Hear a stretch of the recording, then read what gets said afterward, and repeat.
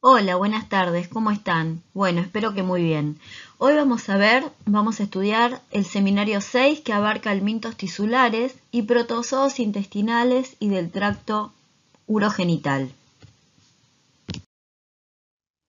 El objetivo de esta clase va a ser comprender la biología y los mecanismos patogénicos de los helmintos tisulares de importancia médica y poder aprender las características de los protozoos parásitos. En particular vamos a ver algunos que se localizan en el tracto intestinal y en el urogenital. Los contenidos de la clase van a ser las características biológicas, los ciclos biológicos y de transmisión, la interacción que van a ejercer el huésped y el parásito y los mecanismos de patogenicidad. Los helmintos tisulares que vamos a ver hoy, el estadio que va a ejercer la patogenia, va a ser la larva y no el adulto como vieron en seminarios anteriores. Estos ciclos se establecen en la naturaleza entre hospederos intermediarios y hospederos definitivos. Sin embargo, el hombre puede introducirse en este ciclo de forma accidental, no es un hospedero habitual. Hoy vamos a estudiar la infección causada por un cestode, el Echinococcus granulosus sensu stricto, ¿sí? Que es la tenia del perro, y va a generar en el humano, vamos a estudiar hoy, hidatidosis. El ciclo de vida de Echinococcus granulosus es un ciclo indirecto, en donde va a alternar el parásito entre un huésped definitivo y un huésped intermediario. El huésped definitivo son cánidos, que generalmente es el perro, y los huéspedes intermediarios son el ganado bovino, ovino, caprino y diversos camélidos como la vicuña, la alpaca, la llama, ¿sí? Por lo tanto, este ciclo se va a establecer no solamente en el sur de la Argentina, ¿sí? Si hablamos un poquito de epidemiología, tenemos que pensar que estos diferentes ganados están distribuidos en toda la Argentina. Puede suceder transmisión en el norte, en el este, ¿sí? En toda la cordillera, en el norte y en el sur, en la Patagonia. No debemos pensar solamente que la transmisión de la hidatidosis es solamente en el sur. Muy bien. El ciclo de vida, por lo tanto, vamos a comenzar por el perro, ¿sí? El perro en su intestino va a tener al adulto. Este es el adulto de Echinococcus granulosus, ¿sí?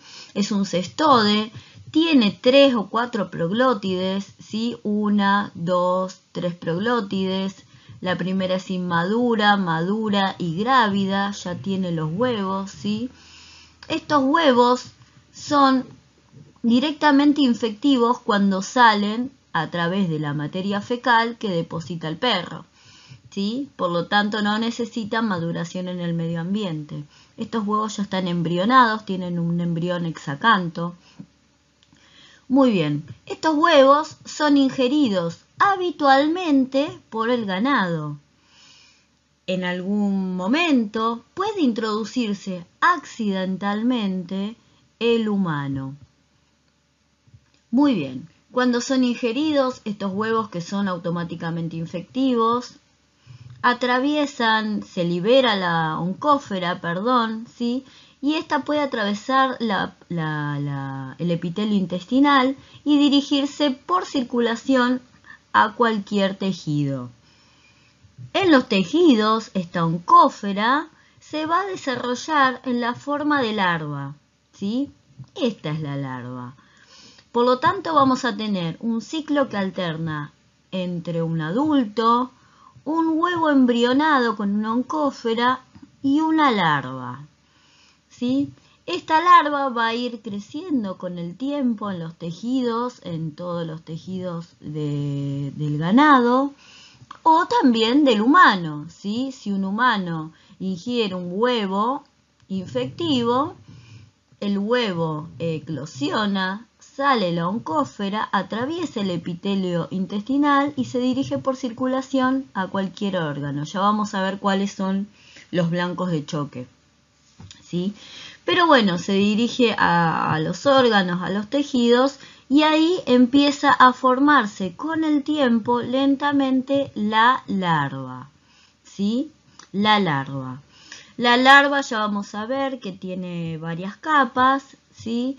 Y luego cuando adquiere la última capa, que la va a proporcionar el huésped, ya lo vamos a ver más adelante, es cuando se genera el quiste hidatídico, ¿sí?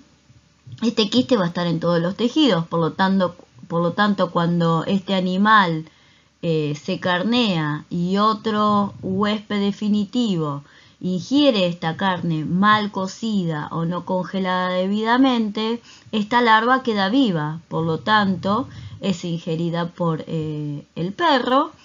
Y este perro, lo que sucede adentro es que esta larva se rompe, ¿sí?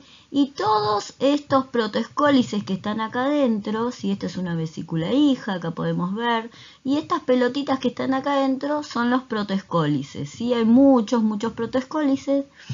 Esos protoescólices están invaginados, fíjense. Esta parte de acá arriba es donde tiene la corona de ganchos, ¿sí? Está invaginada. Cuando se rompe la larva, se salen todos los protoescólices, se vagina el escólex, la cabecita, ¿sí? Que tiene los ganchos, y se aferra en el intestino del perro. Por lo tanto, este escólex, que tiene una capacidad germinativa impresionante, ¿sí? Aferrado al intestino, en la cara luminal obviamente, ¿sí? No atraviesa la pared, este se queda del lado del lumen, empieza a estrobilizar, o sea, a crecer sus proglótides a partir del cuello, y se forma la primer proglótide, la segunda y la tercera, ¿sí? Va madurando y va generando los huevos. Por lo tanto, el escólex aferrado al intestino va a dar lugar al adulto en el perro.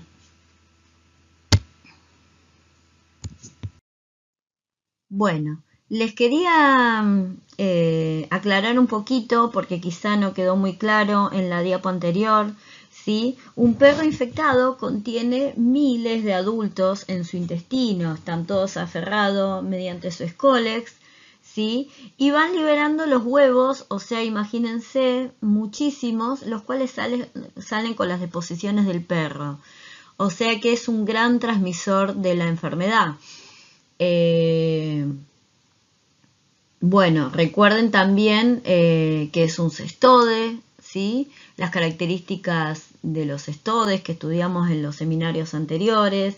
Es muy chiquito, mide de 2 a 3 milímetros, perdón, de 5 a 6 milímetros.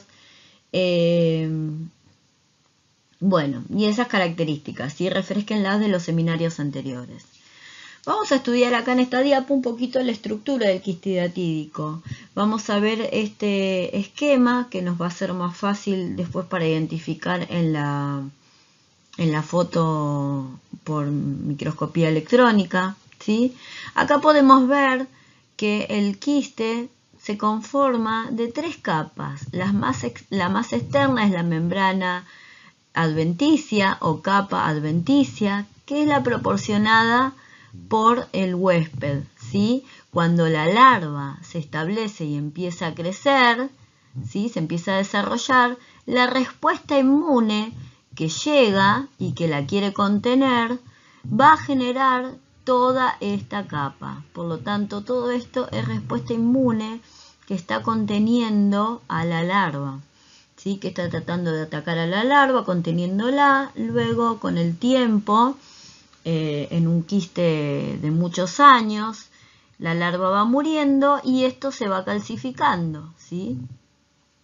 Muy bien, la capa del medio es la capa cuticular o laminada, ¿sí? Es la gris oscura. Esta es como una catáfila de cebolla, es una capa acelular, ¿sí? Es solamente lipoproteína. Bien, y la membrana más interna, la tercera, ¿sí? Es la membrana germinativa, germinal, ¿sí? Esta membrana es unicelular y es sincicial, se forma un sinicicio, y es de donde germinan todas las vesículas prolígeras, que son que son microscópicas, ¿sí? Luego este tabique se rompe y se libera en el medio de en el líquido de la larva. Toda esta larva está llena de líquido, esto es líquido hidatídico, ¿sí? Luego el material particulado que vamos a ver se le va a llamar arenilla, ¿sí? En este líquido está la arenilla hidatídica. Bien, y también están las vesículas hijas, puede haber una, dos, tres más, ¿sí? Puede haber protoescólices, que son estos chiquitos sueltos adentro de las vesículas hijas o adentro de las vesículas prolígeras. Estas son microscópicas y estas ya son macroscópicas, se pueden observar, ¿sí? Se pueden observar con una ecografía, que es el mejor método para hacer un diagnóstico, ¿sí? Mediante una ecografía a la persona se le puede observar la arenilla hidatídica. Cuando cambia de posición se pueden observar las vesículas hijas. Muy bien, todos los de adentro son protoescólices. Fíjense que todo surge y nace de la membrana germinativa, ¿sí? Todo se va como generando a partir de esta membrana. En esta foto podemos observar toda una capa de adventicia, de tejido aportado por el huésped, ¿sí? De tejido de células inmunes que quieren contener al parásito, ¿sí?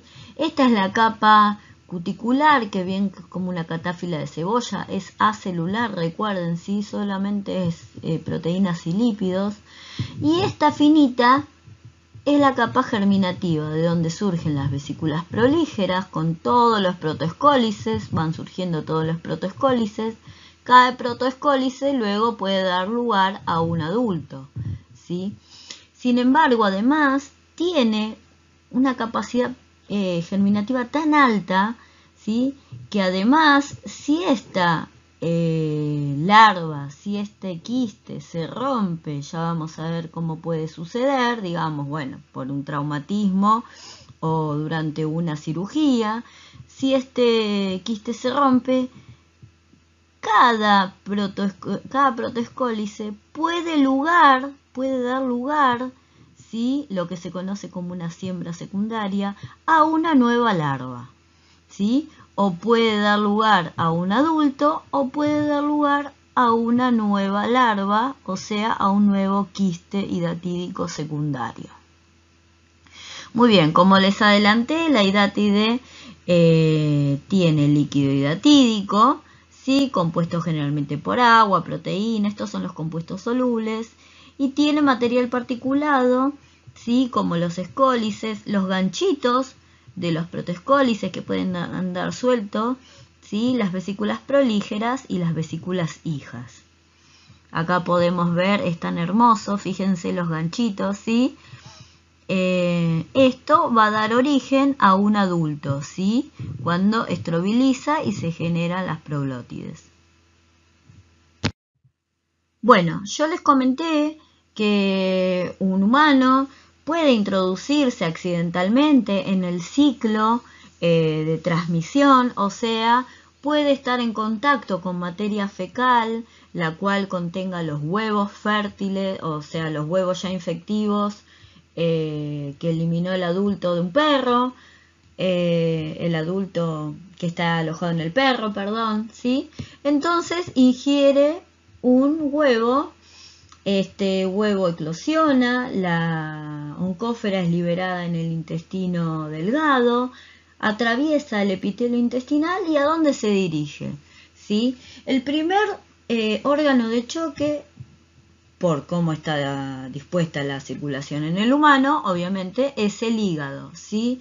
Entre un 70-90% de las localizaciones son hepáticas, o sea, los quistes hidatídicos son hepáticos, ¿sí? En menor medida se pueden ir a los pulmones y muy mucho menor porcentaje podemos encontrar quistes hidatídicos en vaso, riñón, peritoneo, en la piel, en los músculos, ¿sí? Así como en el cerebro, en el corazón, en el hueso y en los ovarios, ¿sí? Acá hacemos la mención de que en el hueso, por la estructura que tiene el material del óseo, ¿sí? El quiste se desparrama a través de todas las trabéculas de todo el hueso y no puede formar una capa adventicia, por lo tanto no se denomina quiste, sino que es la larva, digamos, ¿sí? Una hidátide.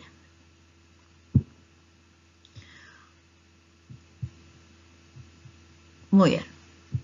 Podemos observar el gran tamaño que puede adquirir en el hígado un quiste, ¿sí? Bueno, y nada más en esta diapositiva. Muy bien, los mecanismos patogénicos van a estar dados por varios factores, ¿sí? Por el número de quistes que tenga la persona, por el tamaño del quiste, ya como vimos puede haber quistes muy grandes, ¿sí? Hepáticos o pulmonares, por el órgano en donde se ubiquen, ¿sí? Y bueno, y vamos a ver que puede haber complicaciones. Debemos recordar, y es importante saber, que el 60% de los quistes son asintomáticos por muchos años, ¿sí? 10, 20 años, supónganse, o por siempre. Los quistes, la larva cuando se instala y empieza a crecer, crece muy lentamente. Por ejemplo, en los pulmones puede crecer un poco más rápidamente porque el tejido es más elástico que el tejido del hígado. En el hígado ofrece mayor resistencia y entonces el quiste crece mucho más lentamente. Por lo tanto, quizá un quiste pulmonar pueda evidenciar alguna sintomatología más rápidamente que los quistes hepáticos, ¿sí? Pero bueno, igualmente es lento y van creciendo a medida de los años.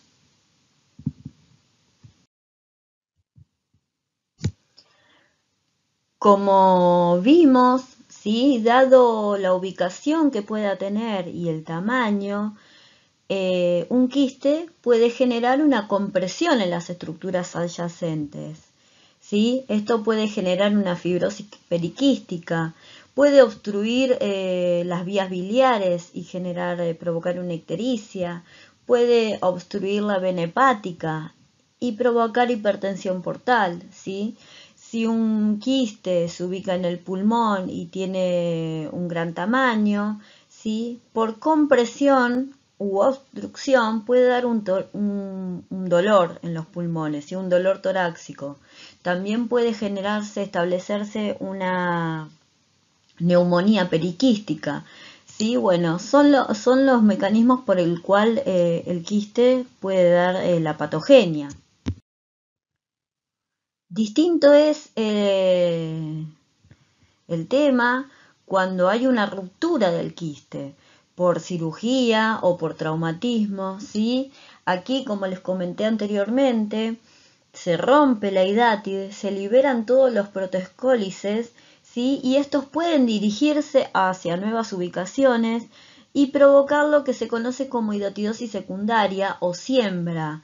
Estos tienen la capacidad de generar nuevas hidátides, imagínense, en muchísimos lugares, ¿sí?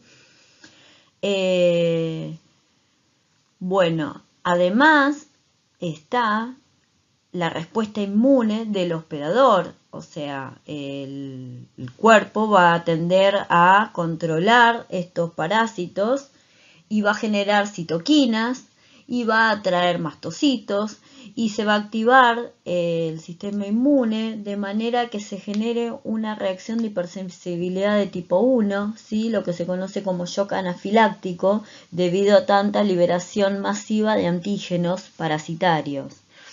Además, los quistes se pueden infectar, ¿sí? Los quistes se pueden romper hacia el peritoneo, generar una siembra en el peritoneo y un cuadro de abdomen agudo, peligra la vida de la persona infectada. se pueden romper, los quistes pulmonares se pueden romper y generar una vómica. Los quistes hepáticos también pueden romperse y obstruir los canales biliares, ¿sí? La vena portal, bueno, y generar infecciones secundarias.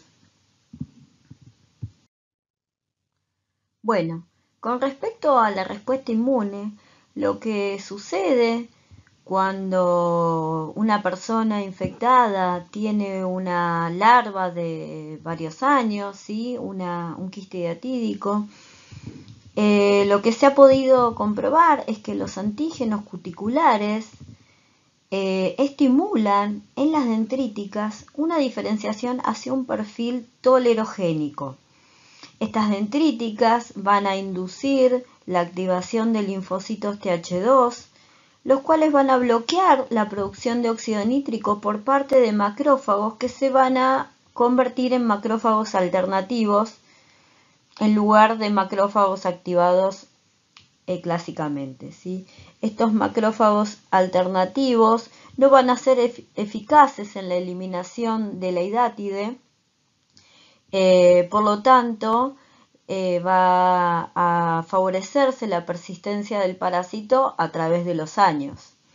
Si se lograra instaurar una respuesta del tipo Th1 con alta producción de interleuquina 12 e interferón gamma, los linfocitos activados van a poder inducir la producción de óxido nítrico en los macrófagos activados clásicamente, y esto sí sería eficaz para eliminar a la larva y para matar al parásito. Sin embargo, lo que se observa es un perfil de tipo Th2 que permite la persistencia parasitaria. Bueno, acá vamos a empezar a estudiar las infecciones causadas por larvas de nematodes.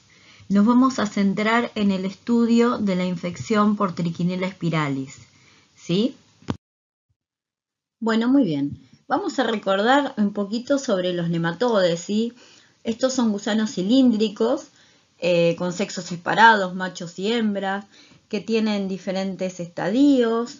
A partir del huevo salen las larvas, distintos estadios larvarios de L1, L2, L3, L4, etc. Luego se diferencian adultos a machos y a hembras y copulan, y la hembra fecundada pone huevos, o en el caso que vamos a ver hoy de Trichinella spiralis, pare larvas vivas, ¿sí? Los nematodes, recuerden que son gusanos cilíndricos, como les comenté, tienen un pseudoceloma, en donde están inmersos los órganos, ¿sí? El órgano reproductor muy desarrollado, el órgano digestivo, el aparato digestivo, perdón, ¿sí? Que empieza por la boca, tiene un esófago, en el esófago tienen unas células trichinela que vamos a ver especializadas, luego viene el intestino, recto y ano, ¿sí? En esta diapo vamos a observar qué estadio larvario es causal de la patogenia, ¿sí? Ya sea la triquinelosis, acá como vemos la larva L1 de Trichinella spiralis es la enquistada en el tejido, es la causante de la patogenia. En las larvas migras viscerales podemos observar que la larva L3 de Toxocara es la causal de la patogenia cuando está enquistada en el ojo, por ejemplo, ¿sí? También podemos ver larvas L3 de Ankylostoma brasiliensis migrando por la piel, se puede ver los caminos serpentiginosos, ¿sí? Bueno, y vamos a pasar a lo que es el ciclo de vida ya de Trichinella spiralis. Muy bien, el ciclo biológico de Trichinella spiralis puede darse en cualquier mamífero. Podemos observar que todos son hospederos completos, ya que todos van a alojar todos los estadios del parásito de Trichinella, ¿sí? Cuando un humano, una rata o un cerdo ingiere carne cruda de cerdo que está infectado, obviamente, ¿sí? O mal cocida, en donde la cocción no fue suficiente para eliminar a la larva.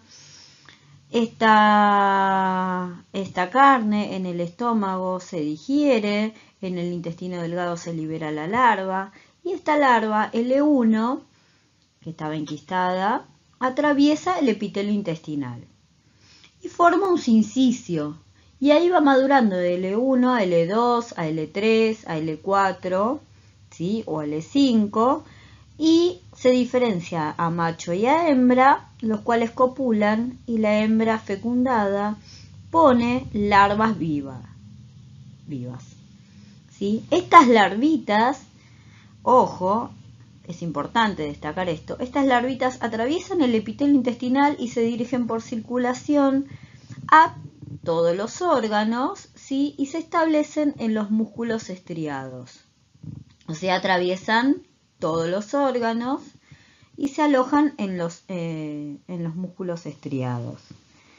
Bien, en la rata y en el cerdo sucede el mismo ciclo, ¿sí? La rata, al ser carnívora, y por eso destacamos el mecanismo de carnivorismo, se come otras ratas infectadas y se está ingiriendo carne conteniendo larvas enquistadas. Sucede el mismo ciclo completo. Y en el cerdo pasa lo mismo. El cerdo, esta infección está favorecida por sus hábitos alimenticios. En esta diapositiva podemos ver un poquito más en detalle cómo es el ciclo en el intestino del humano, ¿sí? Las larvas que son liberadas por los jugos gástricos atraviesan el epitelio intestinal, se alojan ahí, se forma un sincicio epitelial, van madurando los distintos estadios larvarios hasta que se hacen adultos, ¿sí? Y la hembra fecundada pare larvas vivas, da lugar al nacimiento de larvas vivas. Estas atraviesan el epitelio intestinal y se dirigen por circulación hacia todos los órganos, ¿sí? Hacia todos los tejidos. Va a generar patología en el sistema nervioso central y va a generar complicaciones cardíacas, sí, pero no se van a establecer en estos órganos, ¿sí? El pasaje de estas larvas y la inflamación que van a provocar es lo que va a generar la patogenia, ¿sí? Se van a establecer en músculos estriados. Aquí van a formar lo que se llama la célula nodriza. Vamos a ver bien en detalle cómo se forma esta célula, ¿sí? Esta casita para la larva, y se van a quedar para toda la vida. Bueno, vamos a hablar un poquito sobre los antígenos de excreción y secreción que expresa el parásito, ¿sí? Estos antígenos son producidos, acá podemos observar una célula nodriza, podemos observar a la larva y podemos observar el esticocito. Los esticocitos, ¿sí? Son células que están en el esófago de Trichinella, ¿sí? Estas células producen estos antígenos de excreción y secreción y se sabe bastante porque son muy importantes en la interacción que establece el parásito y el huésped, ya sea mediante la comunicación con las células epiteliales cuando ingresa la larva L1, también con las células musculares cuando se está estableciendo en los músculos estriados y por supuesto con las células del sistema inmune, ¿sí? De esta manera estos antígenos de excreción y secreción pueden modular la respuesta inmune para permitir su establecimiento, pueden reprogramar la expresión génica de los miocitos para poder establecerse, ¿sí? Y muchas de estos antígenos, de estas proteínas, son tibelosadas, tienen tibelosa en su conformación, ¿sí? Se conocen unos 13 de estos antígenos, de estas proteínas. De mayor importancia es la TSL1, ¿sí? la cual estimula una respuesta, se sabe que estimula una respuesta protectora, se la utiliza para hacer el diagnóstico serológico y se sabe que está implicada en la activación de los mastocitos. Esto está en relación con la respuesta inmune que monta el hospedero para tratar de eliminar al parásito.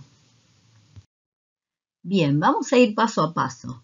En una primera instancia, como les conté anteriormente, ahora vamos a ir desglosando el ciclo, ¿sí?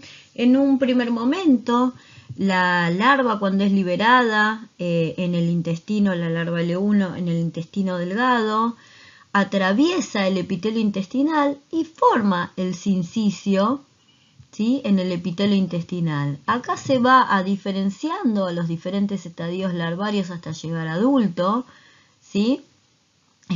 Y este proceso, todo este sincicio, toda esta diferenciación, toda esta invasión, va a generar un proceso inflamatorio, porque esto es observado por el sistema inmune, ¿sí? Van a arribar células polimorfonucleares, van a arribar células del sistema inmune que van a querer contener a la larva. Sin embargo, van a provocar en paralelo un proceso inflamatorio que va a terminar en una enteritis, ¿sí? Se va a observar diarrea, dolor abdominal y estos son los primeros síntomas que suceden en la primera semana de infección. Entonces, ¿cómo es que se activa el sistema inmune?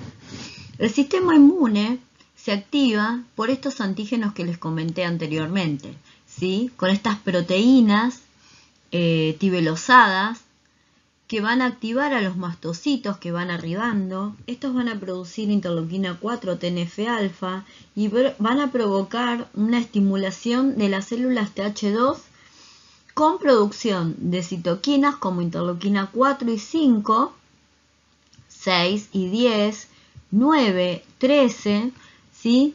Estas citoquinas van a favorecer el cambio a isotipo IgE, el cual nuevamente va a activar a más mastocitos a que liberen mediadores proinflamatorios, ¿sí? Moléculas vasodilatadoras, broncoconstrictoras.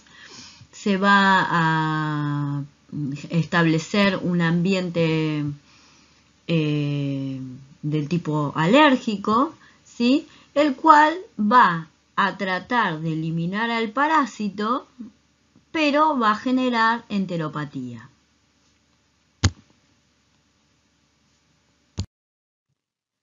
De la diapo anterior quería aclarar, porque por ahí se llevan una idea un poco equivocada, que no solo los mastocitos actúan en la respuesta contra el parásito, ¿sí? Obviamente están involucrados los eosinófilos, los neutrófilos, las células T, las dendríticas, los macrófagos. Bueno, todas las células van a contribuir al foco inflamatorio que se establece para tratar de eliminar al parásito. Esta eliminación, ¿sí?, se logra cuando se puede aumentar la cantidad de mocos, aumentar los movimientos peristálticos, ¿sí?, aumentar la permeabilidad celular para permitir la salida de líquidos, para tratar de generar una diarrea, ¿sí? Esto es lo que va a permitir la eliminación del parásito. Si ustedes recuerdan cuando vieron cómo el organismo, cómo la respuesta inmune intentaba eliminar el mintos en los estadios intestinales, ¿sí? Es un poco parecido, obviamente, a lo que se les explicó en los seminarios anteriores. La idea acá de remarcar a los mastocitos es porque tienen un papel fundamental, ¿sí?, ya sea produciendo la proteína de mastocitos de mucosa, ¿sí?, para aumentar la permeabilidad celular. Bueno, es una célula muy importante en la generación de una protección para el huésped. Bien, en esta diapo vamos a observar que cuando migran, las larvas recién nacidas a través del torrente sanguíneo, son observadas por el sistema inmune. Por lo tanto, se activan numerosos eosinófilos. Estos eosinófilos van a ser los que dañen el tejido, ¿sí? Estos eosinófilos, a través de la citotoxicidad dependiente de anticuerpo, van a tratar de eliminar al parásito.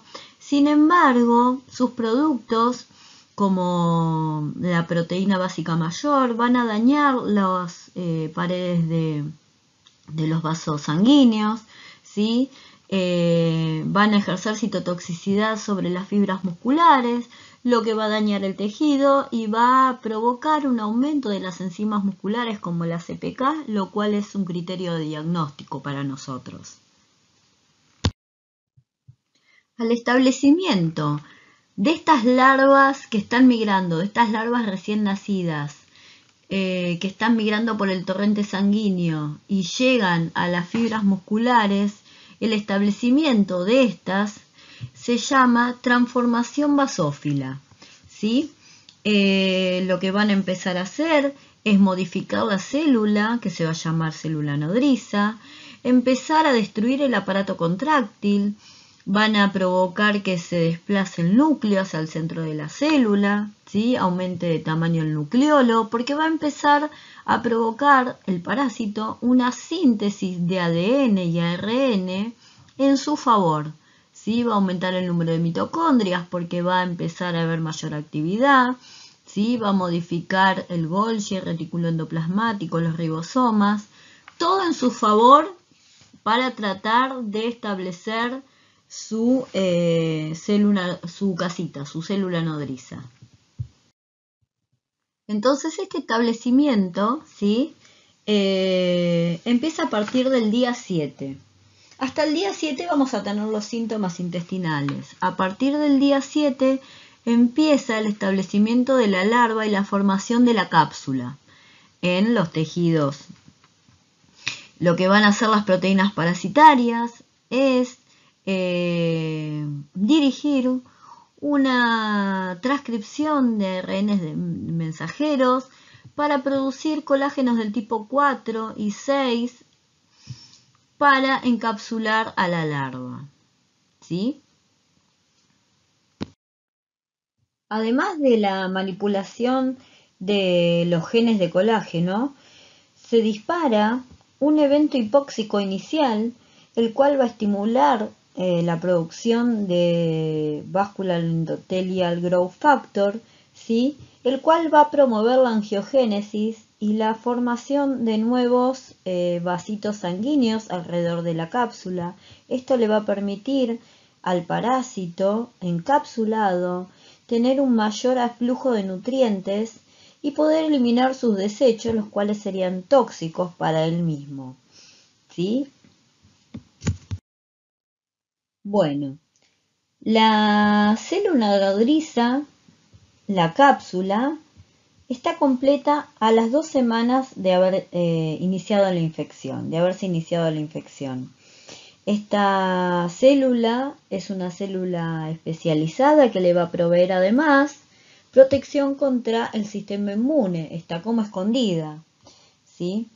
Lo que se ha observado es que estas larvas pueden vivir durante años. Sin embargo, si llegaran a morir, ¿sí? Las que mueren a partir de los 10 meses se empiezan a calcificar generando granulomas. Y es lo que va a provocar los dolores musculares.